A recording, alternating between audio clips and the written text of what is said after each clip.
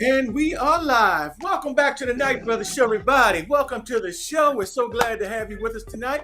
Natural, what's going on, little brother? How you doing, man? Natural, got your mic on? Love, light, and happiness, man. Shoot, everything is beautiful. Can you hear me now? Okay, how was that birthday Live and last? direct. That birthday, man. You had a nice solar return. Oh man, Well, I'm glad everybody had it appreciative with us tonight. You know. Can you hear me? Yeah, welcome once again to the Night Brother Show. Yeah, I can hear you now. Now I can hear you. First, you had a delay or something. Oh, okay. But anyway, your opinion matters, and tonight, we're gonna have another great show for you tonight. Tonight, we're gonna talk about something sports related, but something that is not only sports related, but also it affects our everyday lives and how things are really going in this country. And we're gonna talk about a young man who was drafted by the NFL and all the ramifications of it, where he was drafted, what happened, things of that nature. We're going to cover it from all angles. And we have a couple of guests who are going to be joining with us tonight who are going to add their input as well. So, Natural, just tell everybody how you feel and how things are going for you, how your week is going so far. Hey, man, definitely beautiful, thankful. And definitely want to shout out Mimi Lee, Margaret Nick, Cheryl Queen, legends of the past. Peace and love, DC in the building. So everything was beautiful, man. I'm just super thankful, man. The weather's breaking. Everything is looking better, feeling better out there. Hope everybody's getting your walk on and getting your walk in. And it's just a beautiful time to be outside now. Indeed. Yes, sir. A gorgeous day. Hope that this is the first of many, man. So I'm looking forward to this time of the year. And like you said, Natural, getting out there, getting walks in, and doing all kinds of things that are outdoor activities, the concerts, the grilling, all that type of stuff, man. So it's that time of the year, man. Looking forward to it. Anyway, let's get this thing popping. I want you guys to like and share the show. If you like what you're hearing, don't forget to share it on your page and tell somebody about it, okay? So, how are we vibing tonight? Tell us how we vibing tonight, brother. Well, tonight, we're going to have what we call Real Talk Tuesday. And this is something we're going to be doing from time to time. When we take a topic, we'll just dive down into it. And this vibe number one in Real Talk Tuesday, we're going to talk about something that took place over the weekend. We're going to talk about the NFL draft. And a young man who was very, very highly thought of prior to the draft. But when the draft actually started, things didn't go quite the way it was expected for him. And there are a lot of reasons why. We're going to delve into all of those tonight. You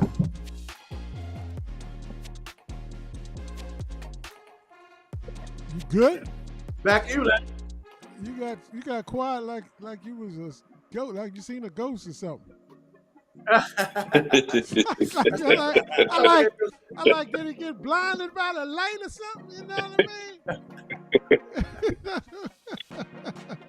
Let's check this video. Is the NFL racist? Well, the left would have you think that after the way the 2025 draft unfolded this past weekend, but they are not telling you the full story. The 2025 NFL draft is now officially open. Shedeur Sanders was expected to be a top 20 NFL draft pick, so it came as a huge shock when he went undrafted until round 5 by the Cleveland Browns. With the 144th pick in the 2025 NFL draft, the Cleveland Browns select Shedeur Sanders, quarterback, Colorado. The left spared no second to call this racist. Here is ousted New York Representative Jamal Bowman sounding off, claiming the NFL doesn't like Sanders because he, quote, talks like a rapper and that America fears strong black men.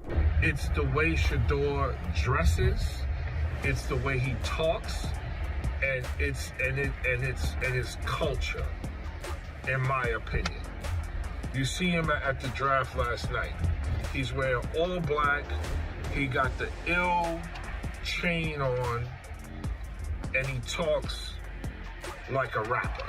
And here's Stephen A. Smith alleging that the NFL executed an effort across all teams to snub Sanders. Because how in the hell does 32 teams in the National Football League pass on a quarterback that was universally recognized one of the top 3 quarterbacks in the country entering this draft, and 32 teams passed on him? Not once, not twice, not 3 times, but 4 different times they passed on him. How the hell does that happen? And he likened it to the NFL firing Colin Kaepernick for speaking out against racial injustice. Don't talk to me about football. I don't want to hear a damn thing about football. This ain't about football. This is about something else. And I said that even though it's different, I brought up the name Colin Kaepernick. Remember, Kaepernick's performance towards the end of his career was mediocre at best, and he simply wasn't worth the trouble of keeping around.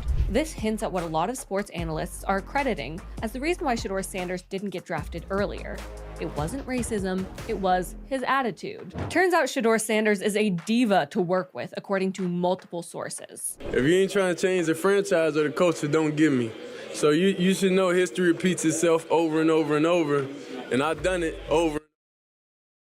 It should be no question why an NFL franchise should pick me. One longtime NFL assistant coach had this to say about Sanders. It didn't go great, and I had numerous people tell me things like, he made you feel small in the interview. He wants to dictate everything. As one NFL assistant coach, is a guy who's been in the league for a long time. So it's the worst formal interview that he's ever been in. And then talked about some of the other things. He does hold on to the football. He does take the sacks. There's body language things and concerns like that. But if you're talented enough, the NFL can overlook diva behavior. Here is ESPN analyst Marcus Spears saying the uncomfortable truth about Sanders' talent. The fact that Shedeur Sanders dropped out of the first round, and people want to create this conversation like it has something to do with his attitude or it has something to do with prime. Yes, that can cause you to drop. But if you got crazy talent, bro, some team would have took him in the first round. So there you have it. It's not that deep. This decision isn't a coordinated racist effort, especially when you consider the fact that 2 black quarterbacks were picked before Sanders this year. Also, the top NFL draft picks for the past 3 years were, you guessed it, black quarterbacks. Rather, Sanders' alleged me-first attitude might have had the NFL execs worried he won't fare well under pressure. It's true, there is no I in team, but there certainly is one in 144th draft pick Shedeur Sanders. Thank you. Legendary.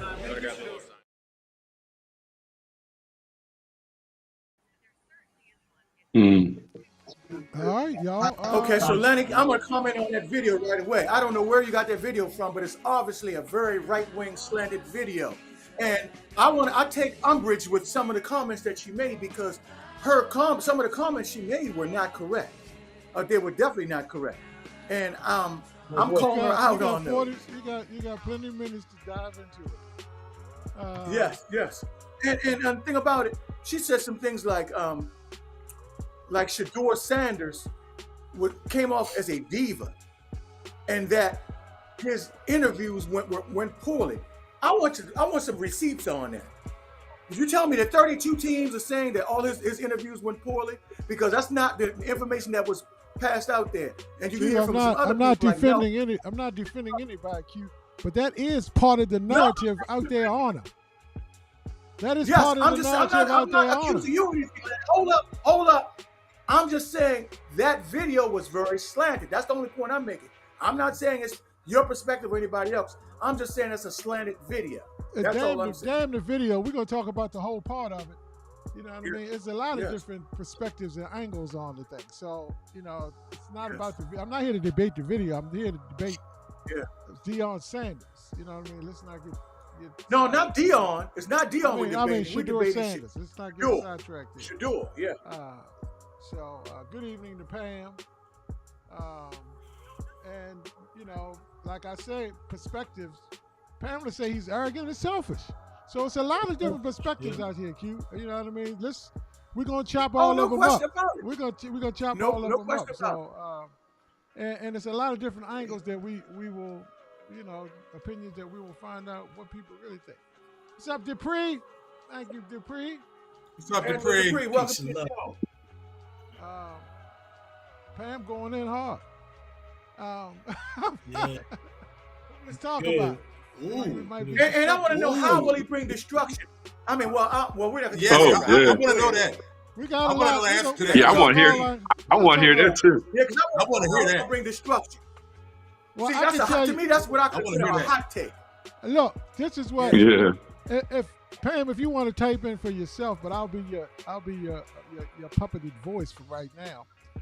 From what I gather, what she's saying is, and I've heard this narrative too, that destruction could come in the form of it's too much of a sideshow. Like they said it was going to be with LeBron James and his son when LeBron kind of got his son drafted. And Why the sideshow factor of people, bitching to the Cleveland Browns if he's not playing. Let's say he's not playing, and they got somebody else in there. You know what I mean? It could cause a lot of destruction in the distraction with the fan base and everything else. So, management. Has that not happened with 30 other teams? On every team, the second string quarterback is the most popular person on the team. On almost every team. Yep, and some of them go so far with it that it does cause dissension and that type of stuff. Yeah. Hey Nasser, what's up? What's up, Nasser Turner? Thank you. Hey Nasser, how you doing? We got a lot of different opinions about Shedeur. Omar just said he just don't think he's that guy. And Pamela, to defend herself, said destruction is always physical, it's mental. So anyway, let's dive into our questions. We put together some questions, and this subject or this discussion is going to go all over the place. So, if we jump in and out or revisit or retouch a subject, that's what this Real Talk Tuesday is all about. As you can see, we started off. I'm butting heads with Q, saying, I don't agree with you. You don't agree with me. It ain't cool. It's all good. We brothers, but it ain't gonna have the same damn opinion on everything. So anyway, with that being said, I'm gonna put my debate hat on tonight. I'm gonna show y'all how I want to debate you. Where's that? Because I like a good fight. So do I. I embrace it. Let's go with it. I'm just sitting here waiting for my turn. I'm just going to throw this out. We can go around the horn. I'm going to start with this one. The audience, when we ask these questions, the engagement is for you as well. We want your opinion. Type it in. We'll add it to the conversation, and we'll figure some stuff out. No question. Sometimes we're right, sometimes we're wrong. But let's have an opinion. That's what Real Talk Tuesday is about. So, fellas, audience, do you believe Shedeur Sanders' draft position was shaped more by on the field or by media narratives surrounding him and his father? Let's start with Keith Colbert. Work our way around, brother. Go ahead. Well, I think a little bit of both. Because I think him and his dad is a distraction to the insecure owners and insecure management. And then the other thing, if you look at the draft, all the quarterbacks went before him were running quarterbacks, ones that get out the pocket and can get away. And to me, that's the new NFL. A running quarterback is the new quarterback in the NFL. So that could be what it is. But if you look at his stats, there's no way that he should have been not drafted. Just his stats alone, he can't do this. Oh, his stats say he can. Oh, he can't do this. His stats say he can. So really, what is it? And here's the thing. We're not going to really know what it is until he signed his contract and do what we thought he could do, or if he don't do, then all of a sudden, because everybody will tell on everybody. Everybody always going to tell who said what and why it didn't. So somebody in somebody's organization going to tell the truth about why it happened. So we'll see. Jump your way, brother. Well, I think he hit it right on the nose, but I would say more of it was the narrative that was formed by the media, for real, because it's unquestionable. Anybody of that on that when you talk about quarterbacks last year or this year in college, you had to put his name in it. So how you gonna end up picking 100 and some people before him if it wasn't across the board thing? And we've seen it done, just like they said it before. Man took a knee, won you the championship, and took a knee on principle and nobody wants this guy for a second string. Don't nobody hire him. So it's been a collective situation or collective ban against prior to that, and there's a number of other players you can kind of throw out there also. But the bottom line is, I think that was more of it than what he did on the field, because what he did on the field would have got him drafted in the first round. Every other time for any other quarterback prior to him, most of them didn't have those numbers. So let's keep it a buck. What's up, Odell? Odell. What's happening, fellas? How we doing? Londell, you right on. Good, big bro. What's up? Put you on the spot as soon as you join, Londell. Jump in there. Jump in.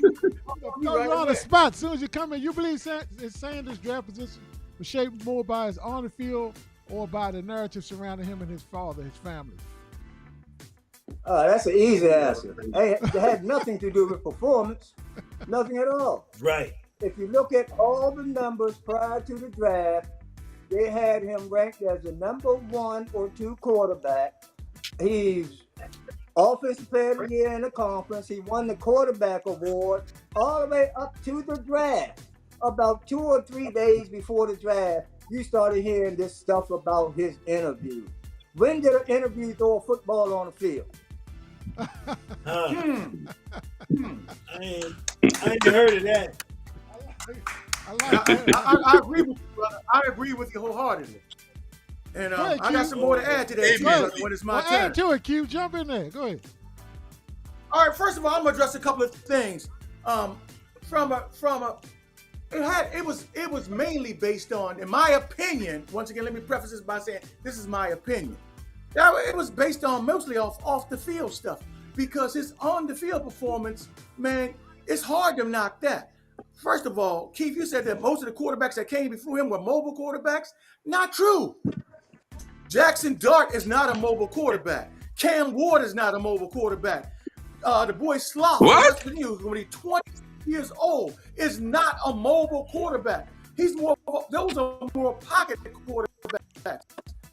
First of all, this year's quarterback quarterback class, which makes him being passed upon even more significant. I'll put it to you this way. As Londell said, his stats will match up to anybody's in this draft. He was considered the second best quarterback at worst in this draft prior to the draft. Then all this stuff started popping up about interviews and things of that nature. I think the NFL, and we're going to go into this a little later, the NFL is a powerful lobby. I've always said this. A bunch of rich, white billionaires. And they had a chance to show their power. And I think they did so. They did so. It was a I'm going to show you type of situation. So I'm not buying that. It definitely was not on the field related. Go ahead. I have more to say later. Well, for those of you, I'm just going to give some stats right here. For those of you who don't know, this is what his performance was leading into the draft for this season.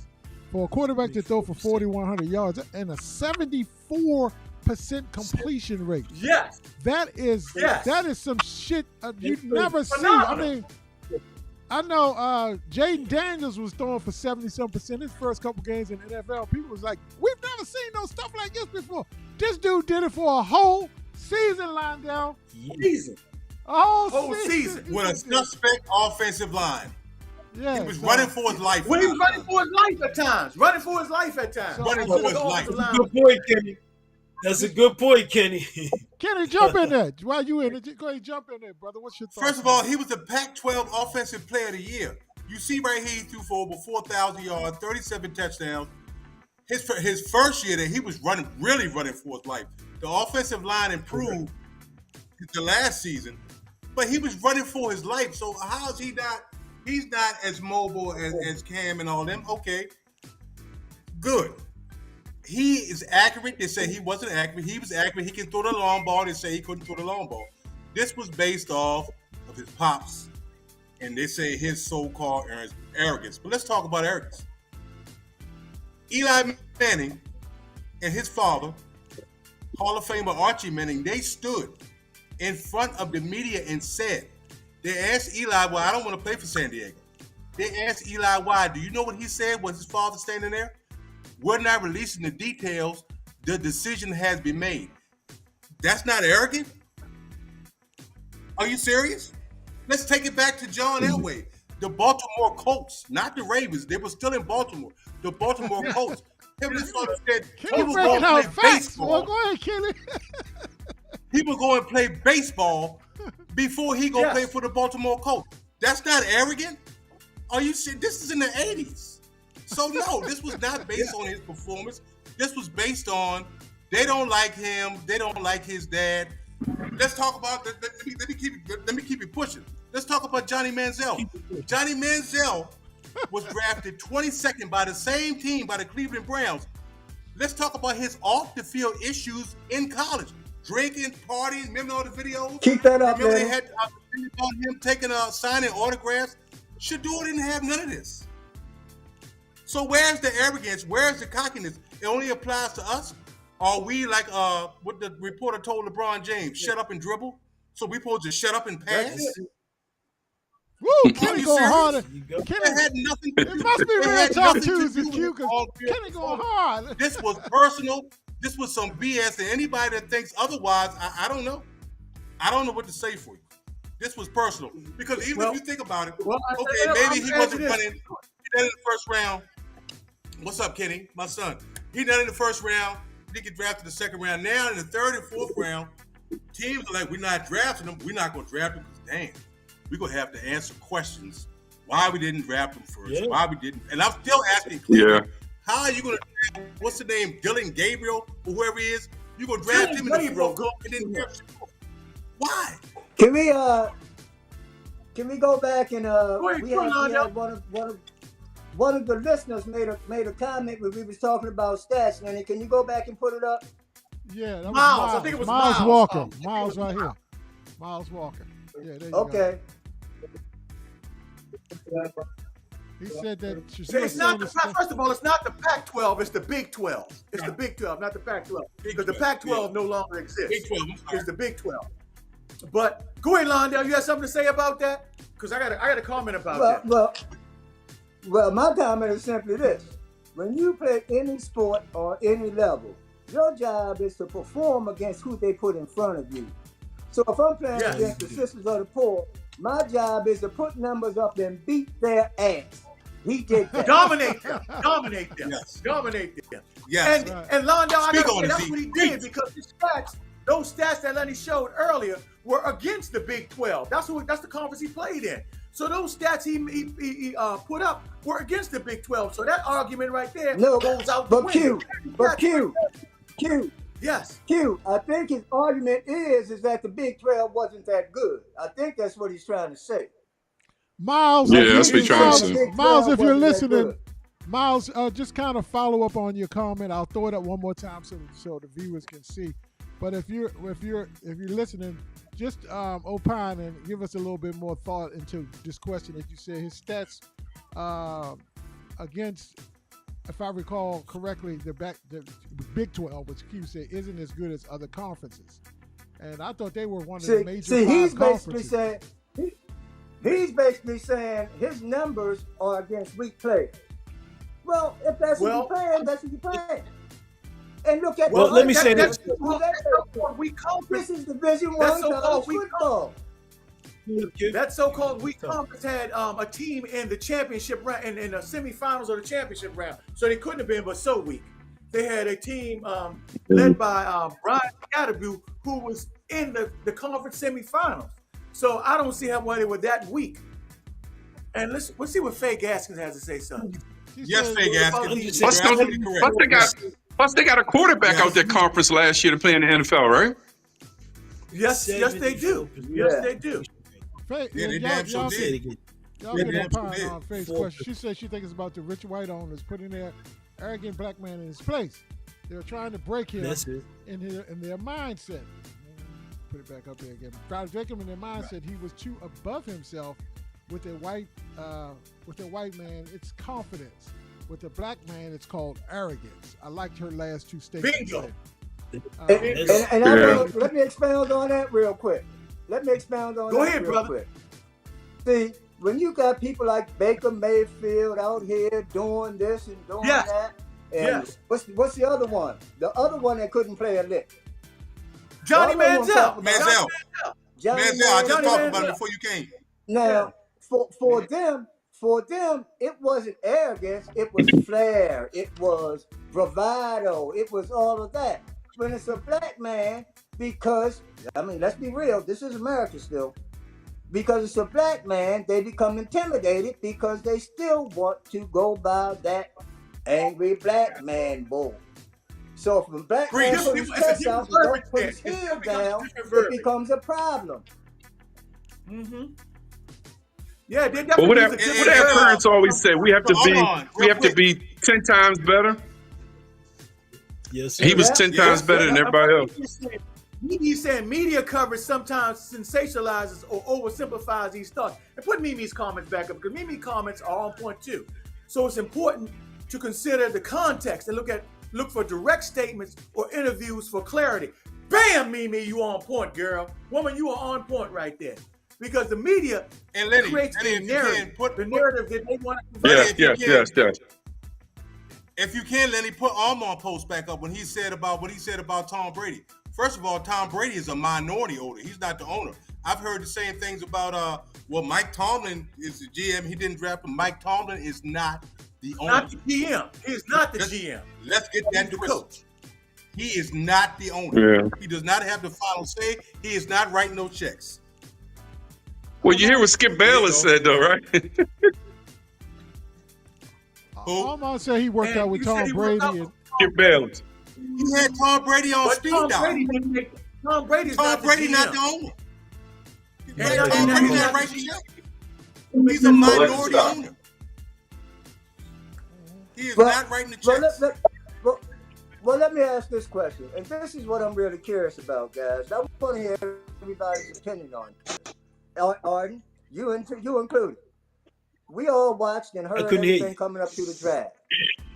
But I said that this is what I'm saying. This is my question for everybody.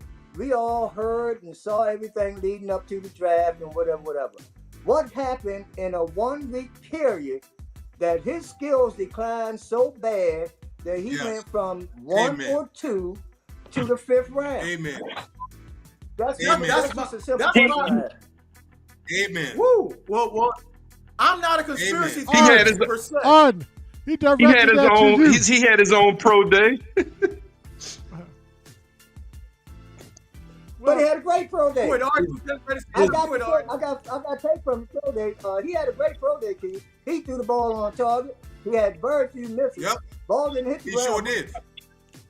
He sure did. Londell, if I'm not mistaken, I think it's the way he went about doing it that might have turned somebody the wrong way, because he was just drafted. He was invited to the NFL Combines.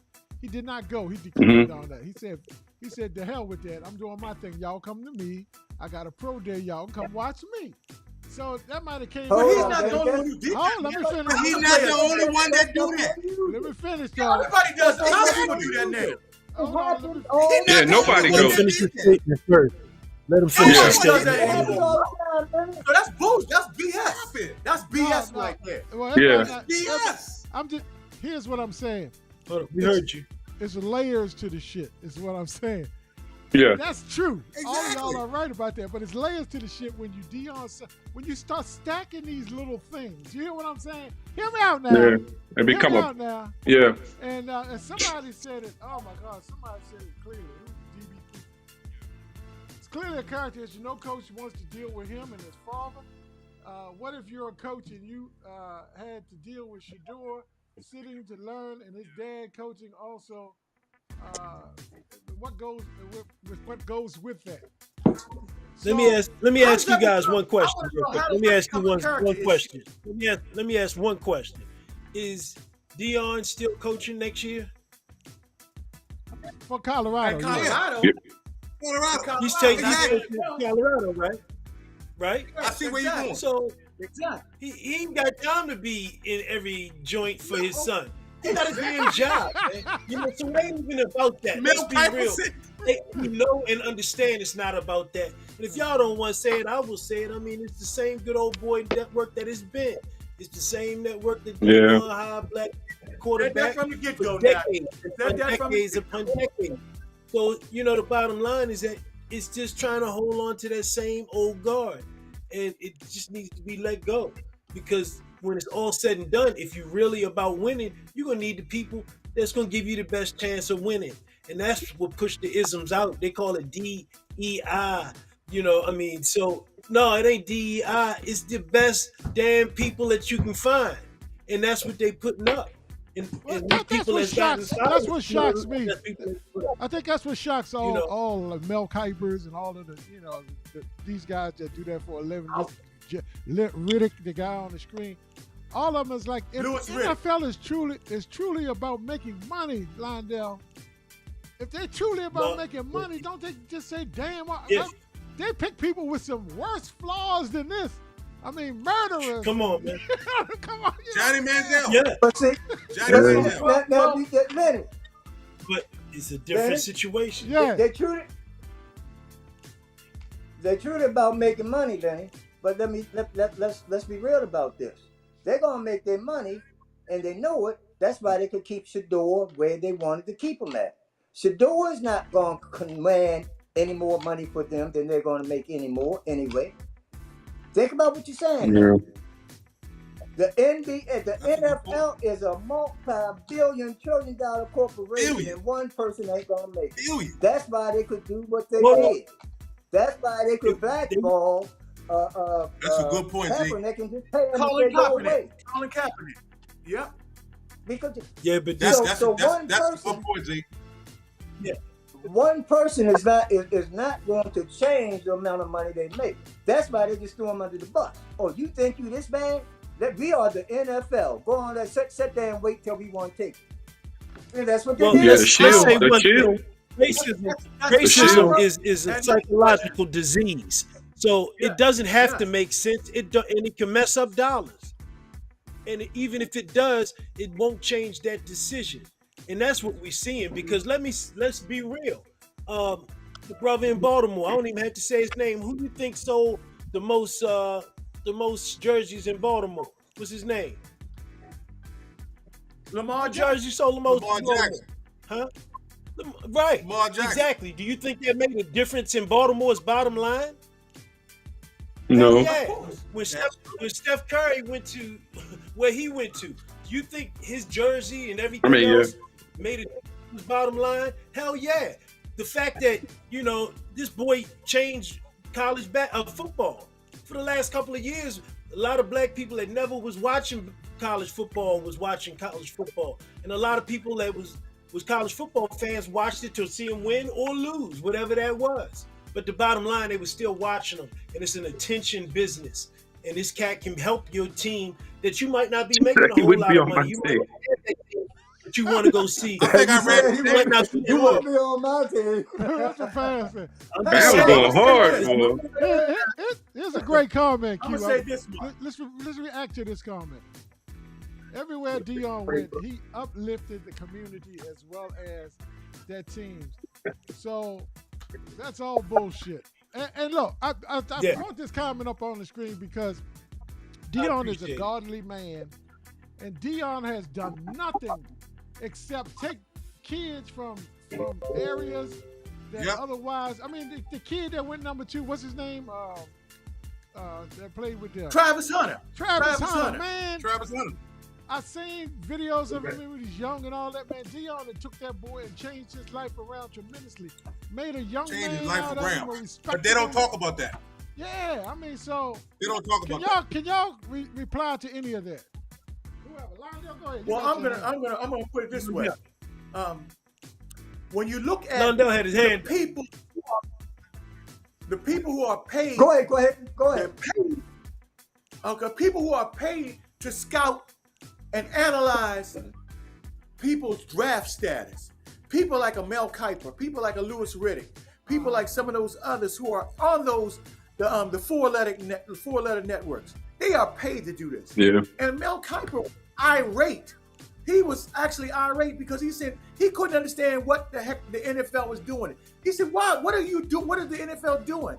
How can they let this guy sit here when he's clearly better than Jackson Dart, when he's better than Slough from West Virginia, when he's better than some of these other people, Gabriel, they said he can see him possibly going with Cam Ward. He didn't have any problem with that. But he said anybody beyond Cam Ward and the NFL letting that go is nonsense to him. It made no sense to him whatsoever. Go ahead, Londell. I see you have your finger. He's done it for 40 years too, Q. Yeah, Mel Kiper's done it for 40 years. Yeah, Mel basically went off and said it's BS. Oh, he went high. He was hot. He was hot. Yeah, but let me tell y'all why it's really BS. You see what keeps coming up every time we talking about this? The last comment was what Deion has done for the community, but Deion wasn't the one being drafted. Think about that. This wasn't supposed to be about Deion. This was Shedeur who was out there when he was getting sacked and running around when his lineman couldn't block nobody. Deion wasn't taking them hits. Right. Shedeur was. So if they punish Shedeur because they didn't like Deion, then we can just say bullshit right now and call it quits. And when people like, I don't know who that is to say he has, and others are knocking them, the NFL, for not drafting this guy at the level that he's supposed to have been, you got to listen to this. When somebody like Mel Kiper, like I said, who's been doing this for 40 years, says that the NFL they can't justify this. He said they cannot justify this guy slipping to the 5th round. There's just no justification for it. And when that comes from somebody like that, I listen to that, man. I don't know who DB Cooper is, but to say he has terrible character, who are you? How? Who told you he has terrible character? What is that statement based on? Show me. You know him? Hey, let me get this one. I'm gonna send this to my buddy right here. You got it. You go ahead, brother. No, let me get this one. I'm gonna send this to my buddy right here, who's played on that level, who was the 3rd round pick of the Philadelphia 76ers. And you talk about character of pro athletes and bad people. Keith, talk about that. You done played around. You done been around much more than any of us. Character. Speak on it, big bro. No, I think the guy who made that comment, they don't know the definition of character. I don't think somebody having bad character. Yeah. Come on, man. I couldn't. When I read that, I just lost my train of thought. That's crazy. I really don't think they know. Sometimes people listen to a lot of what everybody else say and just jump on. Oh yeah, I heard that too. They don't understand that character is something that he has a lot of character.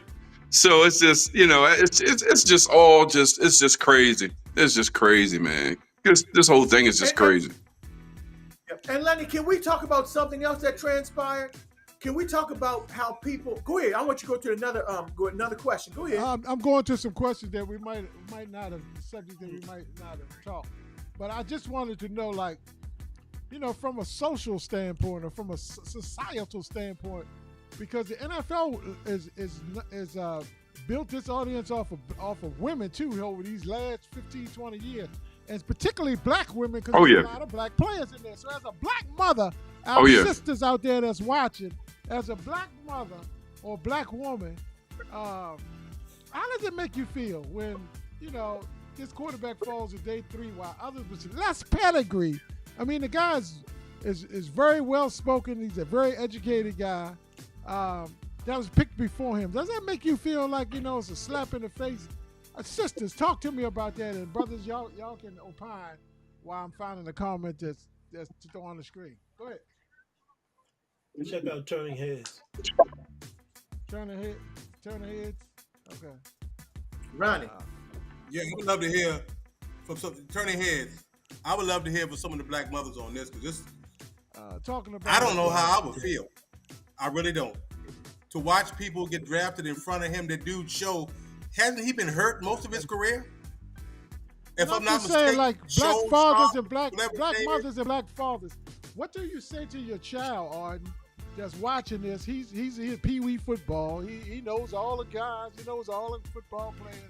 And he knows that this dude is amazing as a football player. What do you say to that child, Lionel or Arden, that you say, Dad, what's going on? You know, they don't know no better like Go we ahead, do. Art. What you say to him, Arden? What Hey, you look, say? but listen. You would have to tell your kid. Let me talk real. You would have to tell your kid. I understand. This is why you have to be 20 times better and do the right thing, because being the same is not going to get you where you need to be. Yeah, it's just evident of it. I mean, we said we've overcome this. We've overcome. No, it's still the same thing. You can't have no flaws. All right. Shut up and Go ahead, dribble. Art. Go ahead, Art. I want you to get in there, Art. Yep. I definitely want There you you to dig in go. on this. Shut up and brother. dribble. Go ahead, man.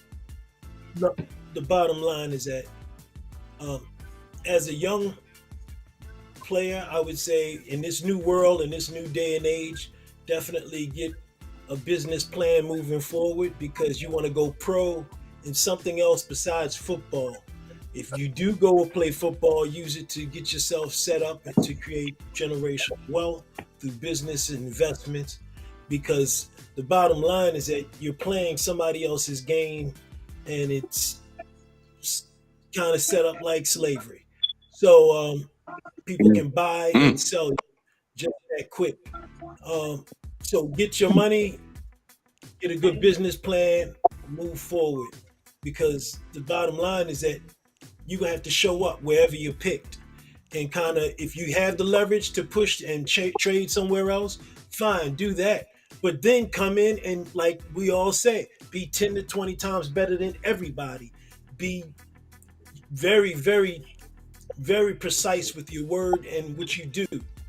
Because the bottom line is that if you step out of step any kind of way and do something that everybody else does, you're gonna get jammed up. So I would just tell them to walk the line, make your money, build your own empire so you can control your own narrative. But that's it in the whole. Because if you're gonna do it, make sure you show up and show up. Because when you win, they're gonna put the mic in front of you. NFL, not for long.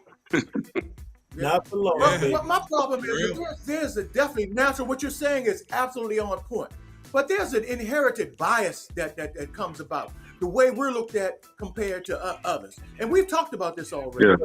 We're looked at. We're graded on a different curve than others, and so somebody said that character flaws.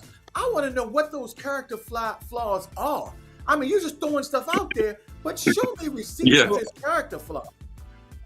When you show up and look like you, Q, it's a character flaw. Yeah, depending on who's looking at. Because he wears a gold chain. Because he wears a gold chain. No. Because he speaks. If you ain't have a gold diamond chain. Diamond chains. He graduated to diamond. His father's a players that you can see coming out of high school and out of college rocking something like that, knowing it's real and knowing that he's got someone to get it from. So it's a little different situation. And that's the other problem, that you see a man come to the NFL is already a millionaire as a young man. And people don't like that. They feel like that's arrogant. They feel like that's something different, because most black men come into this NFL as poor people with poor mentalities, with poor relationships with money, and nobody around them that knows how to deal with this type of exposure and this type of money. And he has all of that around him. So that's, and nobody, that's a man with power. Yep. So see now, so the thing has changed. The script has been flipped. This has been flipped by something called NIL, name, image, and likeness. Name, image, and likeness has allowed these players to have a certain level of revenue prior to coming to the NFL, and because they already have money, they looked at differently now. And I don't understand that. Either you're gonna rock with this name, image, and likeness, and these players being paid prior to the pros, or you're going to knock them for not having money, knock them from being not so modest in things. Like, let's talk about talent, stats, and availability, Len. Let's talk about it. Go ahead, Lionel, jump in here. No, go ahead. Let's do the talent assassin availability. Because I'm going to flip the script for real. I got a question that's going to really turn this boat up. I'm going to throw 3 questions up, and then we can kind of dive in and out of them. But one of the questions is, you can answer either one of them you want. What measurable flaws in Shedeur's game, if any, would honestly justify going to the 5th round? I got that kid. I got that kid. Well, but look, here's the thing. You only can talk about what they say or what they were saying. This person was saying nothing about his stats or anything about his all the narratives that everybody's saying, that everybody just jump on the bandwagon and talk about what everybody else talking about instead of talking about the facts. You know, so well, I mean, what do you do? We all watch hot takes with facts. So if we watch football, just watching football, we honestly got to say he holds the ball too long. We all seen that. Yes. That's why he took so many sacks. Yeah, true. So right. he hold the ball too long. So now what? What else? You correct that. Yeah. I mean, what quarterbacks come in the league? Londell, most quarterbacks come in the league and have some problems, right? They don't come in. That's what I'm saying. Dak Prescott, the highest paid quarterback in the NFL, holds the ball too damn long. Yeah, you don't come in. What did Brian Clark said? Somebody said his percentage was so good. His percentage was so good because he threw so many short passes. And Ryan Clark said he didn't have no offensive line. You would have threw a short pass too. He had to He was running for his life. Thank you. He was running for his life. He was trying to pass around for a receiver to make another move because it wasn't nothing there the first time. So he holding the ball long for a reason. Yeah. You know what? I like this statement right here. And DB Cooper, you keep throwing them out there, but some of your comments are just assholes, so I'm just not going to put them up. But, you know what I mean? We tend to, let everybody say something, but, when you start saying... What's Faye just said? I don't know, but Faye just said it just reinforces that what we can do to lift our children, especially our sons. Lenny, you have to get in your mic because we cannot hear you, bro. We can't let them sugarcoat who we are as a country. We have to continue to pour into them and assure them that they are prepared emotionally, educationally, and financially. She's talking about your sons and grandsons as far as, and here's what, playing off of her statement. This was a great moment for Black people in the United States to have this happen. Yes. Because it does, in this time, it's time to put up or shut up. It's time to fight and stand up for your right, like they say, Londell. I mean, for this is a blatant disrespect of position and everything else, and it says who has the money makes the rules, and I don't care how talented you are. We are these rich white men that own this thing, and until you own your shit, you're going to play by the rules that I said, even if they are unjust or not right, you still going to have to play by them. Go get your own damn league. Exactly. And I think I put that on Facebook. They said, this is our thing. So it's a great time. It's a great time. That's why I said, That'll segue me into what I said will stir this thing up. Go ahead. Go right ahead. They gave us one in the NBA with LeBron and Bronny. They took one from Dion. Woo, boy. Good Lord. Good Lord. How about you ready to start something. Now you ready to start something. Now you ready to start a whole... Good Lord. Well, say that one more time. Don't just leave that out there without diving a little deeper. Help us out, brother. Yes, those in the cheap seats, tell them. Break it down to them. You hit that on the head, Zeke. Everybody know it. I'm just saying it. They gave us one with Bronny and LeBron. Everybody know LeBron. Shit, he got drafted on the team, but shit, everything. Now, this guy earned his spot. They won't even give it to him. Boy, you hit that on the head, Zeke. Man, let's talk for real. Boy, you hit that on the head, Zeke. But talking about Bronny, they made their money 10 folds with Bronny already just because his jersey sells. So, I read today that Shedeur jersey sales are like third. already. Here's the point. Here's the point I'm saying, y'all. Moving. Let's get deep into this, man. Product. We talking about the institutions. The NFL said, "No, The shield. we not the NBA. Y'all not gonna take over in here." Yeah. Yes. Think about what the it's NFL, Londell, the thing about what you're saying about the NFL, their power is incredible. I mean, think about that. Yes. It's a team that owns a day of the week. They own during the season. They own Sundays. They own Monday nights. Yeah. They're trying to take over Thursday. Yeah. They try to take Christmas Day from the NBA. Because I was gonna say, they about to take Christmas from the NBA. Yeah, trying to take it away. So they're a powerful lobby. Exactly. Once again, a bunch of 32 white billionaires who wield this power, and they have the power to dictate policy all the way down the line, and they wield that power in cases like this. But so I'm not surprised what happened. That is my point. But I know it wasn't right because it wasn't based on talent. That's my point, Q. That's my point. Yes, sir. Did the NFL? Yes, sir. Did the NFL look at the NBA in the LeBron situation and say, "Oh, we got to set an example and stop"?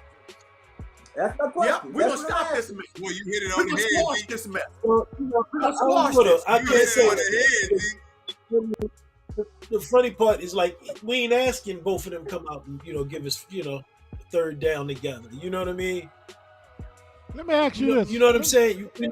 We just talking about a different situation as he's a coach. I said we talking about a man that's coaching his team. Oh, and what you think, though? What do you think about that? No, I just think that what do you think about that? Can you hear me? Yeah, go ahead, Arden. I can hear you. Yeah, we can hear you.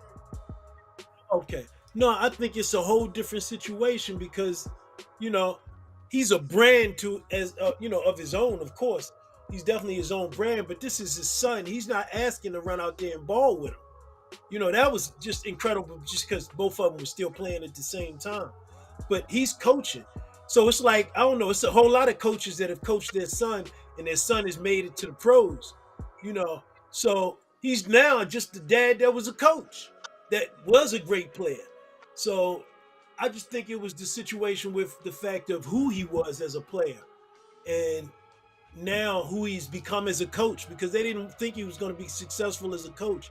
And now his son has been successful with him being a coach, and now stepping to the NFL is a whole nother situation that's never been done that I know of. So y'all can correct me if I'm wrong. And so I just think that there's some pushback because people are arrogant. And usually the person that's arrogant is the first person to call someone else arrogant. I'm just saying. That's usually the point. So it's the arrogance of those owners. The arrogance of the owner. Mimi Lee says, Mimi Lee plays off of that a little bit, Arden, what she's saying, based on that, the arrogance and confidence thing and all of that. Work, evaluating talent such as worth, as in coachability, and the fit within a system. Hold on, let me put that comment back up. And that fit within a system thing is huge, which can influence draft decisions. His background, intimidated. If you're intimidated, your ass shouldn't be sitting at the table making the decisions, to me. You know what I mean? If you're intimidated by somebody that got ultra level talent but's outspoken, right. Don't they teach that in management classes, Londell, and in major corporations, how to deal with different personalities? Hold up, Lenny. You asked the wrong sure person, do. because I see them run away from confident black people all the time because they're intimidated by their skill level and their confidence. So they might come on now, but they're intimidated by confident black people and productive black people who know what they're doing. They run away and put them and run for them all the time. So they're intimidated by confident black men especially, that don't need to cow to them. Amen, bro. Also, the NFL made a mistake by taking for granted the power of the black microphones. You got Stephen A. Smith speaking out. You got Ryan Clark speaking out, who's on the air all the time. All these black powerful with the microphone now, they didn't take consideration of those people speaking out. Yeah, RG3. And then you got some people even who are not black who are speaking out, like the Mel Kipers and some others who are speaking out as well. Yeah. I mean, people see when they see something that blatant takes place, they can't help but to fire back against it. To kick back against it because it's so blatant. I'm surprised Mel Kiper still has a job. Yeah, I was just going to say that. Me too. I was the first one to say it. First one to say it. But let me ask this question, y'all. Everybody see the blatantness of what's going on. What can anybody do about it? That's a good question. The only thing you can do. Londell, let me throw this out to answer to your question, Londell, because I watched a lot of different people. Because we just don't come on here, audience, and do a show. We do prep for the show, so we actually do go study some shit. So I watched Dr. Boyce, right? And he was saying some of the same things from an economic situation. We are always going to have isms like this in all forms of business until we are owners. Now, the reason why I said that is because the NFL, they like who we are. They like our talent, and they will even let us be a minority owner.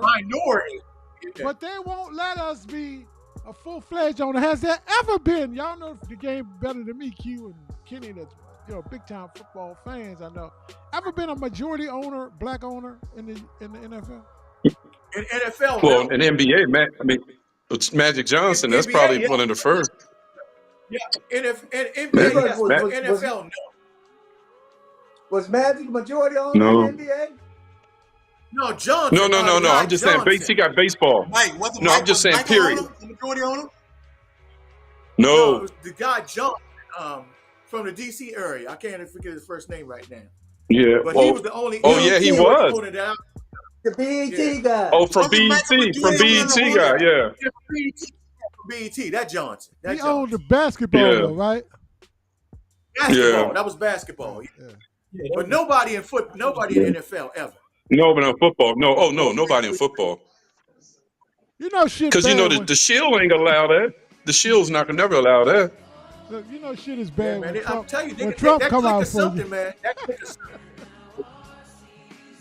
Hey, that was all part of the game, Lenny. You know that. I know.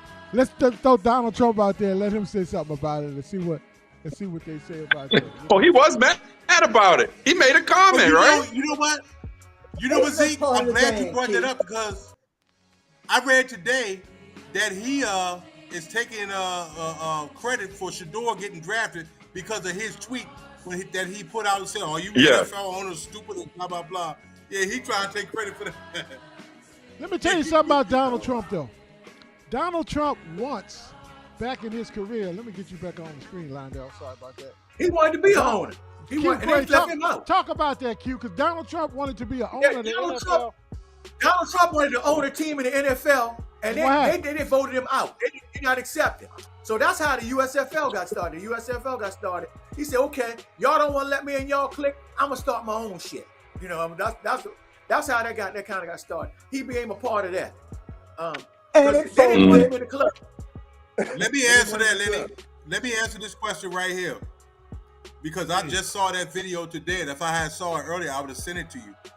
Is what Deion said different from what Archie Manning said about getting involved with his team's son? No, it's not. It's actually Deion actually said in prior interviews that if Shedeur was drafted in a situation that they didn't approve of, he would do an Eli. He used that euphemism. So there's no difference. And like I said, I don't know if anybody saw when we started.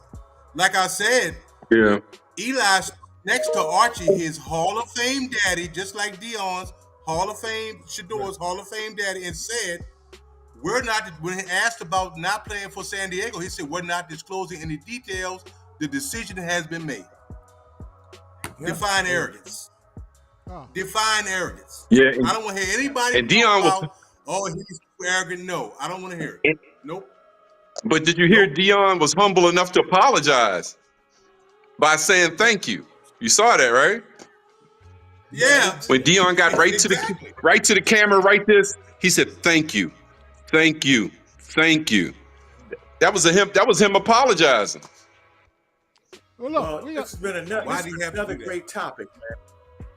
Let's throw out. There are a lot more topics like this that we're going to be covering in the future, guys. I really enjoyed it. And this, Lenny, what's the name of the show again? The Tuesday night. Real Talk Tuesday. Tuesday. What was it? Tuesday. Real Talk Tuesday. Tuesday. Real Talk Tuesday.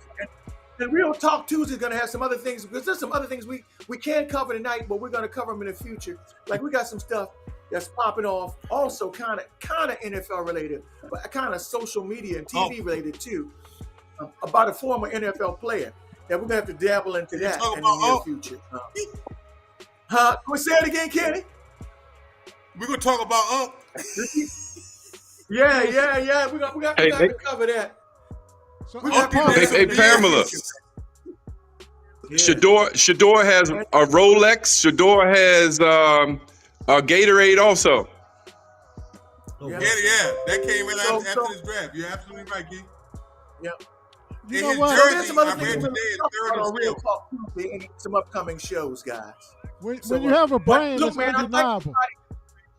When you have a brand that's undeniable. Thank everybody for coming in tonight, man, and having this conversation. Right. I thought it was a great conversation that won in so many different ways. And I appreciate you guys, man.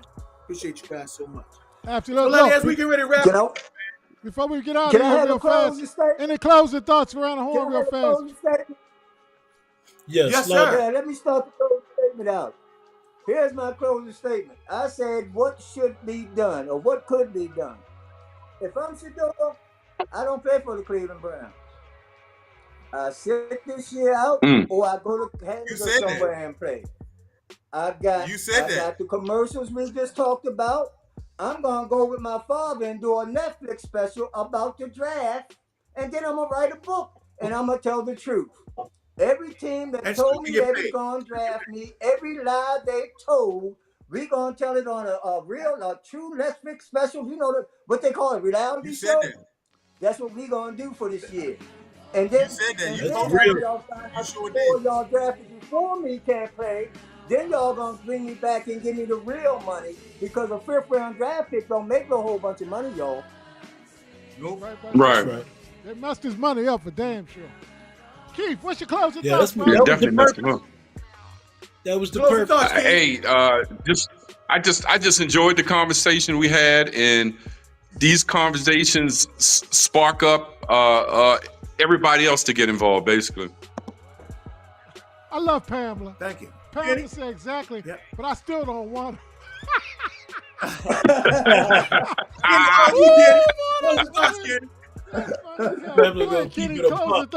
all good, man. It's all good. Keep it real, Pam. Keep it real. I love Pam. Closing thoughts, Kenny. It's all good. My closing thoughts. I know what Londell talking about. I seen when he posted it. It's a good thought press, but he gonna make so much more money off the field. I read today, I believe his jersey is 3rd in sales, and I posted on Facebook too that his jersey gonna sell off the chart. So maybe he can make more off the field, or maybe he can make more doing what you say he should do. I personally don't think he should not play. Kenny, that's just my opinion. I tell you one thing. But what if they don't sign him?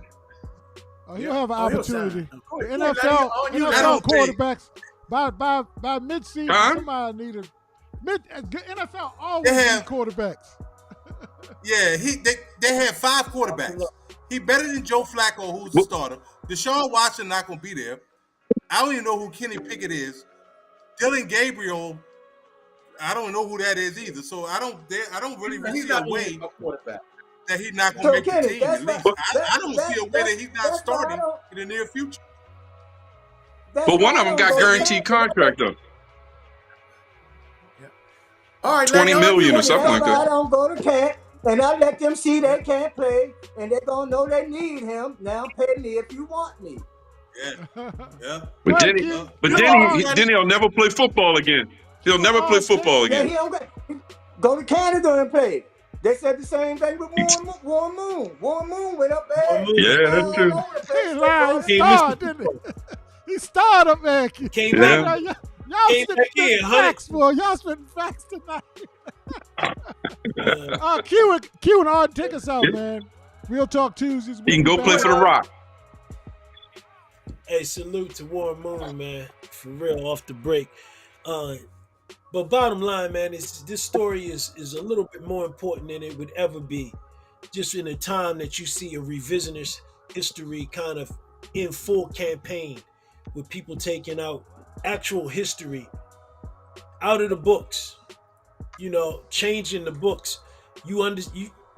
Now you understand why you never knew that Egypt was the father and the mother of philosophy and everything else that we kind of know, and that they look like you, because so many times history's been changed and been changed and been changed. There's stories about when they burnt libraries for 6 to 9 months, over a year, of just burning books of your history over and over again. And I'm not saying this off the cuff. There's actual books that document this, that's what they did. So right now you're seeing this right in front of you. You know what I mean? And everybody on here, the funny thing about it, they say that almost everybody that's just over 50 years old or 45 years old right now has been the first African American in this country to do whatever. You fill in the blank. The first. No doubt. That means the opportunity has been limited. Been limited for so long, real quick, suppressed, Understand historically what's going on right now, and now they're doing the same thing in front of you. They said, don't believe your lying eyes. We just said he was the best quarterback in the goddamn college that we can choose from. One of the two best. And now when it's time, he's the 100 and some. Yeah, but don't believe your lying eyes. All I'm saying is keep critically thinking and keep on rocking. Yeah. I like that on Be Critical Thinking. Q, be brief but brilliant, and take us out, son.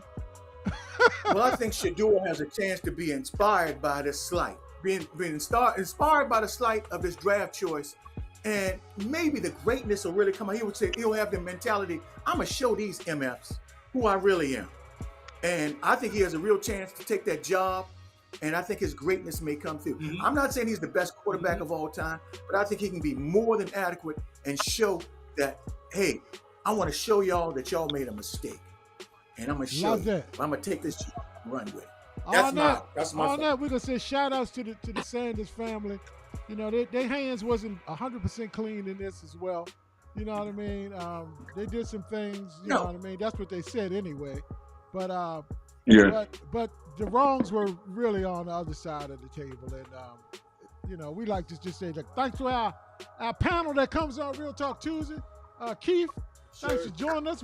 Keith will be back soon for another Real Talk Tuesday. So will Londell. Matter of fact, it was Londell, shout out to you, man, for bringing the subject up, man. Yes, sir. Londell's the one that put this together. Yes, sir. My God. So Londell, he was the brainchild of this segment. I want to give him credit. He was the brainchild of this topic right here. Yes, and Londell